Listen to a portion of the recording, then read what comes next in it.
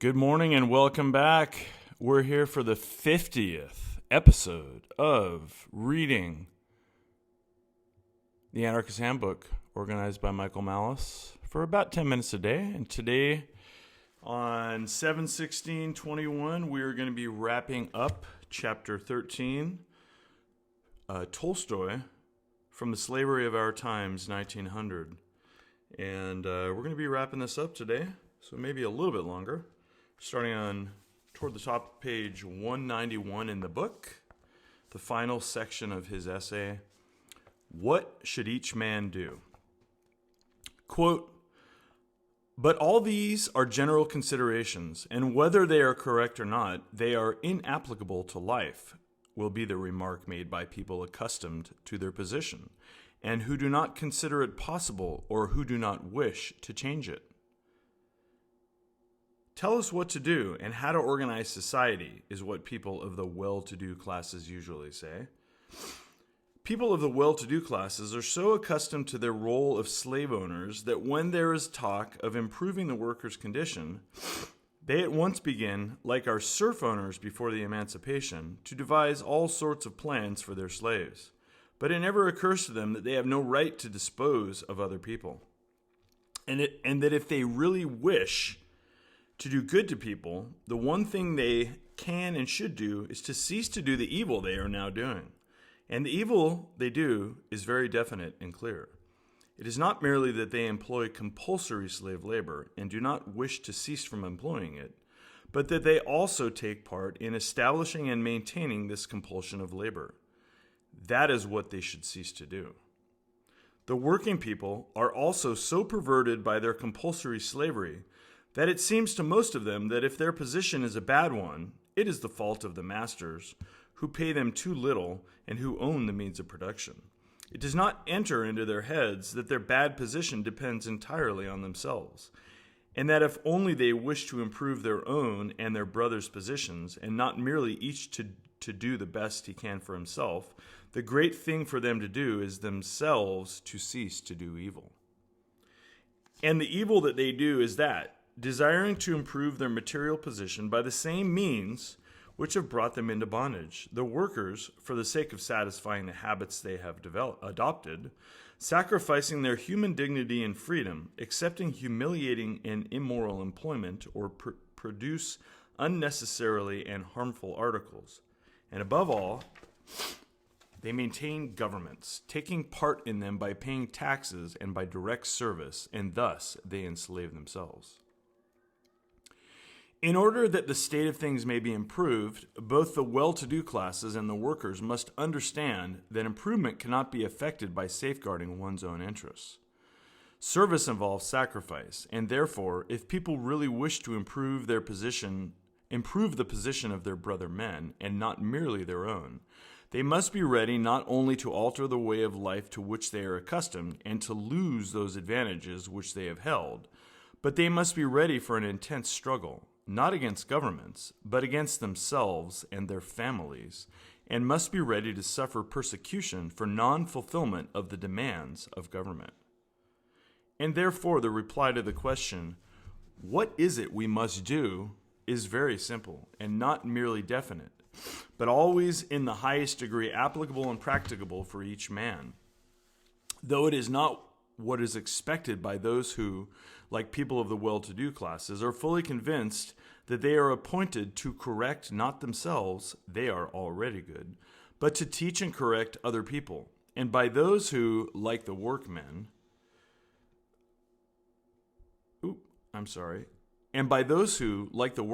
are sure that not they, but only the capitalists, are in fault for their present bad position, and think that things can only be put right by taking from the capitalists the things they use and arranging so that all might make use of those conveniences of life which are now only used by the rich. The answer is very definite, applicable, and practicable, for it demands the activity of that one person over whom each of us has real, rightful, and unquestionable power, namely oneself.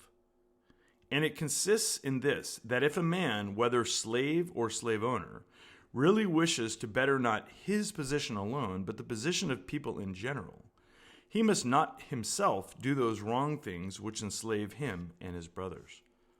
And in order not to do the evil which produces misery for himself and for his brothers, he should, first of all, neither willingly nor under compulsion take any part in governmental activity, and should, therefore, be neither a soldier, nor a field marshal, nor a minister of state, nor a tax collector, nor a witness, nor an alderman, nor a juryman, nor a governor, nor a member of parliament, nor, in fact, hold any office connected with violence. That is one thing. Secondly, such a man should not voluntarily pay taxes to governments, either directly or indirectly, nor should he accept money collected by taxes, either as salary or as pension or as reward.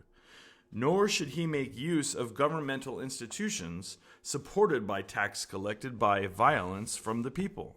That is the second thing.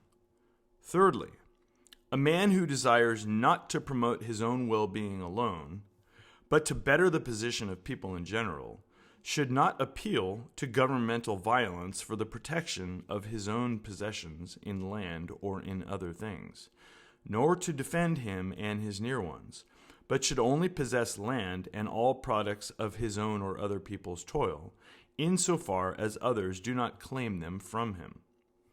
Quote, but such an activity is impossible. To refuse all participation in governmental affairs means to refuse to live, is what people will say. Quote, a man who refuses military service will be imprisoned. A man who does not pay taxes will be punished, and the tax will be collected from his property. A man who, having no other means of livelihood, refuses government service will perish of hunger with his family. The same will befall a man who rejects governmental protection for his property and his person. Not to make use of things that are taxed or of government institutions is quite impossible, as the most necessary articles are often taxed, and just in the same way it is impossible to do without government institutions such as the post, the roads, etc. It is quite true that it is difficult for a man of our times to stand aside from all participation in governmental violence. But the fact that not everyone can so arrange his life as to not participate in some degree in governmental violence does not at all show that it is not possible to free oneself from it more and more. Not every man will have the strength to refuse conscription, though there are and will be such men.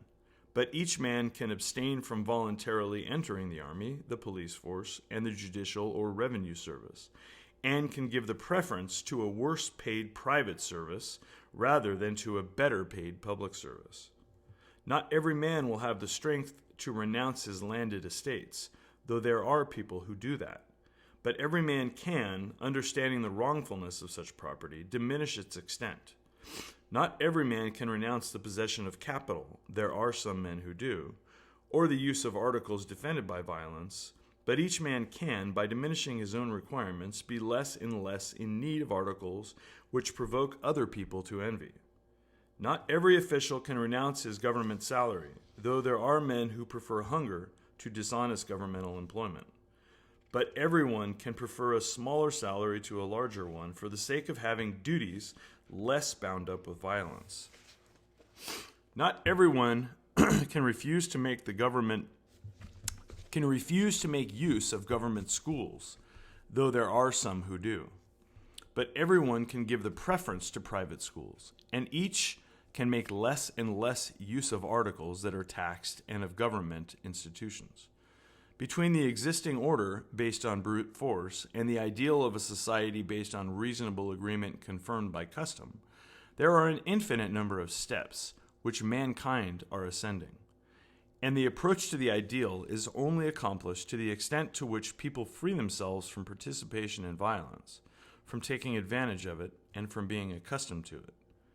We do not know and cannot see, still less, like the pseudoscientific men foretell, in what way this gradual weakening of governments and emancipation of people will come about. Nor do we know what new forms man's life will take as the gradual emancipation progresses. But we certainly do know that the life of people who, having understood the criminality and harmfulness of the activity of governments, strive not to make use of them or to take part in them, will be quite different and more in accord with the law of life and our own conscience than the present life, in which people themselves, participating in governmental violence and taking advantage of it, make a pretense of struggling against it and try to destroy the old violence by new violence. The chief thing is that the present arrangement of life is bad. About that all are agreed. The cause of the bad conditions and of the existing slavery lies in the violence used by governments. There is only one way to abolish governmental violence, that people should abstain from participating in violence, and therefore, whether it be difficult or not to abstain from participating in governmental violence, and whether the good results of such abstinence will or will not be soon apparent, are superfluous questions. Because to liberate people from slavery, there is only that one way and no other. To what extent and when voluntary agreement, confirmed by custom, will replace violence in each society and in the whole world will depend on the strength and clearness of people's consciousness and on the number of individuals who make this consciousness their own. Each of us is a separate person, and each can be a participator in the general movement of humanity by his greater or lesser clearness of recognition of the aim before us. Or he can be an opponent of progress.